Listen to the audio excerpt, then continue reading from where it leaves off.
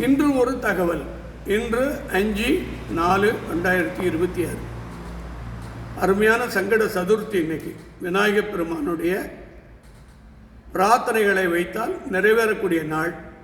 இந்த சங்கட சதுர்த்தி குறிப்பாக பத்ரகாளி அம்மனுக்கு 100% வெற்றியாகும், வராகி அம்மனுக்கும் 100% வெற்றியாகும், சிவனுக்கும் 100% வெற்றியாகும், பெருமாளுக்கும் 100% வெற்றியாகும். ஏன்னா சங்கடம் என்றாலே விநாயகர் சிவனுடைய பிள்ளை.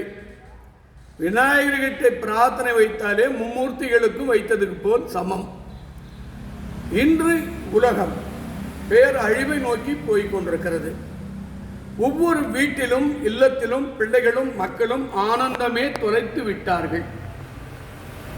அப்பா அம்மா பார்த்து ஜாதகம் பார்த்து திருமணம் செய்து பிள்ளைகளை பெற்றுக்கிட்டு 5 வருஷம் கழிச்சு 10 வருஷம் கழிச்சு டைவர்ஸ் கேட்குறீங்க. எந்த வகையில் நியாயம்? ஒன்று கணவன் தவறு பண்ணியிருக்காங்களா, மனைவி தவறு பண்ணியிருக்காங்களா? பெரிய மனிதர்களை கூப்பிட்டு சமாதானம் பண்ணி அந்த குடும்பத்தை சேர்த்து வைக்கிறது தானே அழகு.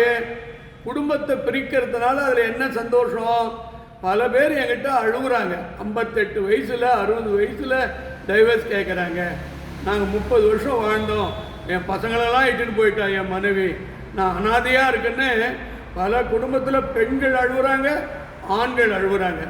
பசங்க அப்பா அம்மா பாசமே இல்லாமல் செல்ஃபோன்லேயே வளர்ந்துட்டாங்க. அதனால் அவங்களுக்கு அன்பு உறவு பக்தி என்பதே இல்லை. அவங்க நிலையே வேற. அந்த செல்ஃபோனில் என்ன பார்க்குறாங்கன்னே தெரியாது, அவங்களுக்கு தான் தெரியும் அவங்க கண்ணுக்கு. இந்த காலத்தில் இளம் பெண்கள் இளம் மாணவர்கள் தன் வாழ்க்கையை அழிவை நோக்கி போய் கொண்டிருக்கிறார்கள்.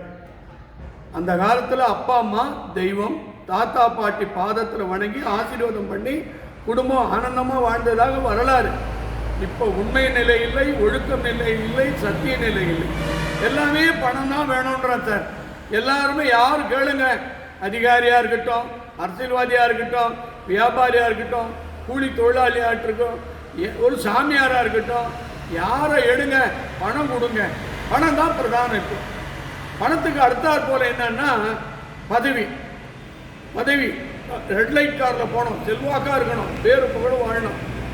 அதுக்கு அடுத்தது சுகம். நல்ல அழகான பொண்ணு போகணுன்றான். என்ன பண்ணுவேன்? 80 வயசுக்கும் பொருந்தும், 5 வயசு பையனுக்கும் பொருந்தும். அதனால் உங்கள் மனமெல்லாம் குப்பையாக போச்சு. ஒழுக்கம் இல்லை, தாய் தந்தைகிட்ட பேசுறதே இல்லை. அப்பா அம்மா மாத்திரை மருந்து சாப்பிட்டு ஹாஸ்பிட்டலில் அவசரப்படுறாங்க. அப்பா அம்மாவை ஹாஸ்பிட்டலில் இட்டு போய் காட்டுறதுக்கு பிள்ளைகள் தயாராக இல்லை. இவங்களால் நடக்க முடியல. ஆட்டோ சத்தம் அதிகம், காரில் போக முடியாது, பஸ்ஸில் நின்றுக்கின்னு போகணும். ஒரு குடும்பத்தில் இருக்கிறவர்கள் எவ்வளோ அவசரப்படுறாங்க. இது யாராவது குடும்பத்தில் இருக்கிற கணவனோ மனைவியோ பிள்ளைகளோ யாராவது நினச்சி பார்க்குறீங்களா?